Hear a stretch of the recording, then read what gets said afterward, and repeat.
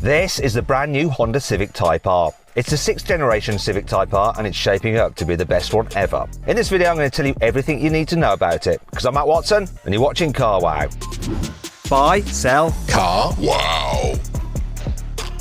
You normally have to wait a few years for Honda to build a Type R version after a new Civic comes out, but not this time. The latest Civic has only just gone on sale, but Honda has already cranked out a Type R version to mark the 50th anniversary of the very first Civic. 2022 is also the 30th birthday of the very first Type R road car, the NSX Type R. And it's 25 years since the first Civic Type R appeared in 1997. And Honda wasn't going to miss a chance to celebrate, was it? Back in the day, the Honda Civic Type R used to look pretty tame. The first Type R, the EK9 for all you Honda nerds, looked like a normal Civic with some nice wheels and a small rear spoiler. It was the same story for the EP3 that came after it. It had some new wheels and chunkier side skirts, but it still looked like a bread van. Honda must have thought the FN2 that came next looked futuristic enough though, because it barely changed anything when it made a Type R model. Thankfully, the Type R got a bit more extreme when Honda revealed the FK2 in 2015. That car was covered in splitters, wings and vents. It looked like Sonic the Hedgehog with wheels. This craziness carried on with the outgoing FK8 model too. That had an equally gigantic rear wing and a bonnet scoop big enough to serve ice cream to the BFG. So what about the new car? Well, Honda has dialed back the boy racer vibes just a little bit. For starters, there's no more bonnet scoop. Boo. All you get is a small vent that helps hot air escape from the engine bay. There aren't any fake vents on the front bumper either, which is good. Everything is real this time. The rear spoiler is still much bigger than anything you get on an Audi S3 or Mercedes AMG A35 though, but it sits on shorter metal struts instead of huge vertical end plates like on the old model. Honda has kept the cool Ferrari-inspired triple exhaust system though, and the rear diffuser looks pretty similar to what you got on the old Type R. That car's fake black vents have been replaced by a much smoother looking rear bumper. And there's another key difference down the sides. The new car gets a set of black side skirts like the old Type R, but the stuck-on wheel arch extensions have gone. Instead you get flared wheel arches that have been neatly smoothed into the bodywork. The vent behind the front wheel is actually functional on this new model as well. Now it cleans up the airflow coming out the wheel arch to reduce drag down the side of the car. All these things combine to make the new Type R a lot more mature looking than the old car. It's like someone in their 20s who's decided to get their embarrassing teenage tattoos blended into a grown-up sleeve design. It still stands out, but you won't be ashamed to show it off to strangers. But what do you reckon? Do you like this new model, or should Honda have made the new Type R look even madder than the last one? Put a pinned comment below this video, vote in it to let me know. The brand new Civic Type R uses the same 2-litre 4-cylinder turbocharged petrol engine as the old model. Well, almost. Honda's upgraded the turbo with a smaller housing and new turbine blades to help it make more boost. How much more boost? Well, Honda won't say. It has said the new car will have more power and torque than any other Civic Type R ever. So that means it'll have more than 320 horsepower and 400 newton meters of torque. That'll mean the new Type R will be more powerful than a Volkswagen Golf R, an Audi S3, a BMW M135i or a Mercedes AMG A35. All those produce between 306 horsepower and 320 horsepower. Now if you want to make sure you're kept up to date with all the latest new car news, subscribe to this channel and hit the bell icon to turn your notifications on. That way you won't miss a single upload. Now one of the best things about the old Civic Type R was that it had a manual gearbox and that it was kept lighter than some of its rivals by retaining front-wheel drive rather than going all-wheel drive. So it's a good thing that Honda has kept both of these things for the new model. You get a 6-speed manual gearbox just like the old car with a titanium shift knob. Now I'll tell you more about the rest of the interior in a bit, because you need to know that Honda has also fitted stronger shift linkages to the gearbox and tweaked the H pattern ever so slightly for the new Type R. I'm not sure exactly why they've done this. The gearbox was pretty much perfection as it was. Anyhow, it's also retuned the auto rev matching feature to improve the car's balance when you shift down.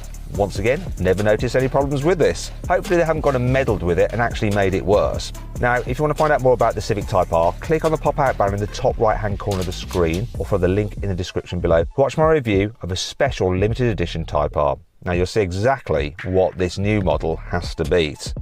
While being front-wheel drive rather than all-wheel drive and having a manual gearbox instead of a dual-clutch auto helps keep the weight down, it did make the Civic Type R a little bit tricky to launch. For example, the old model was supposed to do 0 to 60 in 5.8 seconds, but this is how quick I managed to go with an almost perfect launch. oh yes, 5.89. Now, a four-wheel drive Volkswagen Golf R with an automatic gearbox is supposed to do 0 to 60 in 4.7 seconds, but this is how fast I managed to launch one of those. 4.03. Yep, that's a Golf doing 0 to 60 miles an hour in almost 4 seconds flat. So what does that mean for the new Type R? Well, Honda hasn't actually confirmed any official 0 to 60 mile an hour times yet. Now come on Honda, why are you teasing us with these numbers? It has said though that the new Type R will have a better power to weight ratio than the old model, so this should mean that it's a bit quicker. I'll predict that they'll quote a 0 to 60 time around 5.5 seconds, but whether you can get close to that in reality is another matter. Also, while it's quick, it's still a second slower than a Golf R can do.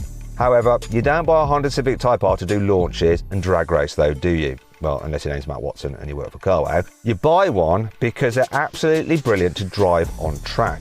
And this new model looks set to be the best yet. Honda's tweaked the two-piece brake disc and Brembo calipers, and it's revamped the car's cooling system specifically for heavy track use. It's also got rid of the last Type R's 20-inch alloy wheels and fitted some lighter 19-inch rims with sticky Michelin Pilot Sport 4S tyres as standard. So what difference will these upgrades make on track? Well, Honda's already used a pre-production Civic Type R to break a lap record for front-wheel drive cars at the Suzuka racetrack in Japan. It did a lap in 2 minutes and 23 seconds. That's a second quicker than the old Civic Type R limited edition. The most impressive thing about this time is that the limited edition was a stripped-out version of the standard Type R. It was so track-focused, it didn't even have a radio. You can also bet that Honda will take on the Nürburgring front-wheel drive lap record with this new Type R as well. To do this, it'll need to be quicker than the Renault Megane RS Trophy R, which set a lap record of 7 minutes and 40 seconds. Although that was another stripped out track car, it didn't even have any back seats. And come on, we all need back seats really in a hot hatch. Speaking of which, if you want to see which is the current best hot hatch you can buy, click on the pop-out banner in the top right hand corner of the screen or follow the link in the description below to watch my hot hatch track battle between a Honda Civic Type R, a Toyota GR Yaris and a Mercedes AMG A45. Let's move on to the interior of the new Civic Type R. The car will get the same infotainment system from the standard Civic, but it will have some new graphics to complement the Type R's upgraded driving modes. There are plenty of other features you can't get in a normal Civic 2. For example, the bright red sport seats are exclusive to the Type R, and they've been specifically designed to grip you tightly in corners. There's a slightly different steering wheel with flashy red stitching, and of course, there's a shiny titanium gear knob. A new feature for this Type R though are the bright red carpets. They look great, but maybe they'll be a bit hard to keep clean.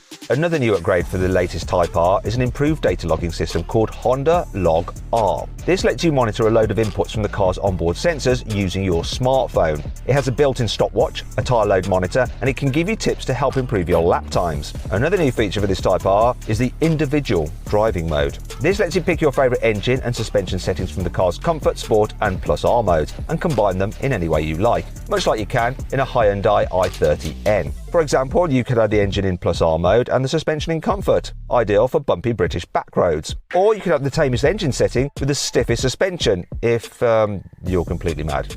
No one's going to do that. Anyhow, let's move on to the price. The new Honda Civic Type R will go on sale in Europe early 2023. Now, Honda hasn't said how much it'll cost, but you can get a pretty good idea by looking at the price of the old Type R. Now, you can get an entry-level model of that for around £33,000. However, there's likely to be a markup for the latest generation model, so I expect it'll start from at least £35,000.